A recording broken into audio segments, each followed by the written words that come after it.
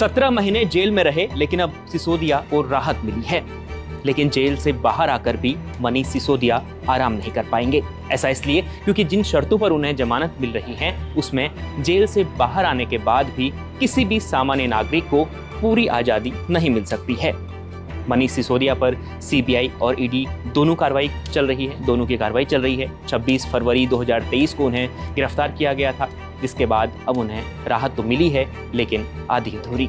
मनीष सिसोदिया को जेल से बाहर आने के बाद भी प्रत्येक सोमवार और गुरुवार को थाने में जाकर हाजिरी लगानी होगी। वो विदेश नहीं जा सकते, उनका पासपोर्ट जमा हो जाएगा। इसके अलावा सिसोदिया को क्या करना होगा, उनके वकील बता रहे हैं। आइए सुनते हैं। सुप्रीम कोर्ट ने आज एक बहुत ही हिस्टोरिक जजमेंट दिया है और उस हिस्टोरिक जजमेंट में सुप्रीम कोर्ट ने कहा है कि अगर अभियुक्त अगर अंदर है बहुत समय से, उनका इनकार्सरेशन बहुत समय से हो गया है और उनका डिले है ट्रायल के अंदर और ट्रायल समय पे शुरू नहीं हो पा रहा है या कंक्लूड नहीं हो पा रहा है, तो in all such cases a person should be released on bail. उनको बेल मिलनी चाहिए और उन्होंने ये हिदायत भी दी है और ये कहा भी है कि हमें ये देखने में आ रहा है कि ट्रायल कोर्ट और हाई कोर्ट बेल नहीं दे रहे हैं इन सब केसेस में, और उन्होंने हिदायत दी कि ट्रायल कोर्ट और high court should be sensitive to these matters where person is inside, because matters of life and liberty has to be taken as the primary right and therefore person has to be released। तो मनीष सिसोदिया पर इन मामलों में 3 बड़े आरोप लगाए गए थे। पहला आरोप था कि उन्होंने शराब कारोबारियों को गलत तरीके से लाभ पहुंचाया। कोविड के बहाने करीब 144 करोड़ की लाइसेंस फीस माफ कर दी थी। और तीसरा बड़ा आरोप था कि एलजी कैबिनेट की मंजूरी के बिना शराब नीति में बदलाव कर दिए थे। तो ये 3 जो आरोप थे, ये मनीष सिसोदिया पर लगाए गए थे, जिसके बाद उन पर कार्रवाई की गई।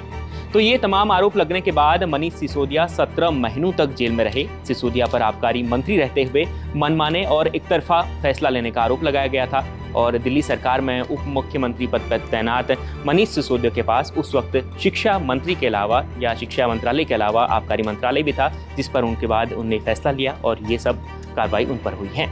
तो 22 मार्च 2021 को दिल्ली के तत्कालीन डिप्टी सीएम मनीष सिसोदिया ने नई शराब नीति का ऐलान किया था।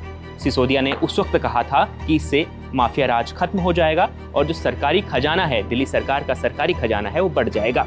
इस नीति से पहले दिल्ली में शराब की 60% जो दुकानें थी वो सरकारी और 40% दुकानें प्राइवेट तरीके से चलती थी।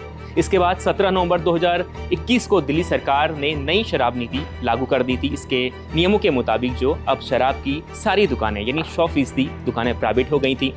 दिल्ली को 32 जोन में बांटा गया था। हर जोन में शराब की 27 दुकानें खोली गई थी। इसके बाद 8 जुलाई 2022 को दिल्ली के मुख्य सचिव नरेश कुमार ने नई शराब नीति में कुछ गड़बड़ी होने का अंदेशा जताया। उन्होंने इससे जुड़ी एक रिपोर्ट एलजीवी के सक्सेना को भेजी थी। सिसोदिया पर कई आरोप लगाए इस रिपोर्ट में, फिर विवाद बढ़ता गया। नई शराब नीति विवाद बढ़ा तो नई शराब नीति रद्द करनी पड़ी और इस केस में सबसे पहले सबसे बड़े नेता के तौर पर मनीष सिसोदिया की गिरफ्तारी हुई। उसके बाद संजय सिंह और केजरीवाल समेत कई और गिरफ्तारियां हुई। 26 फरवरी 2023 को इस केस में सिसोदिया की गिरफ्तारी हुई थी, जिसके बाद अब मनीष सिसोदिया बाहर आ रहे हैं और आज शाम तक संभवतः वो बाहर आ जाएंगे। जैसे ही रिलीजिंग ऑर्डर जेल पहुंचेगा तो मनीष सिसोदिया बाहर आएंगे और आज शाम वो अपने परिवार से मिल सकते हैं। News report इंडिया.com।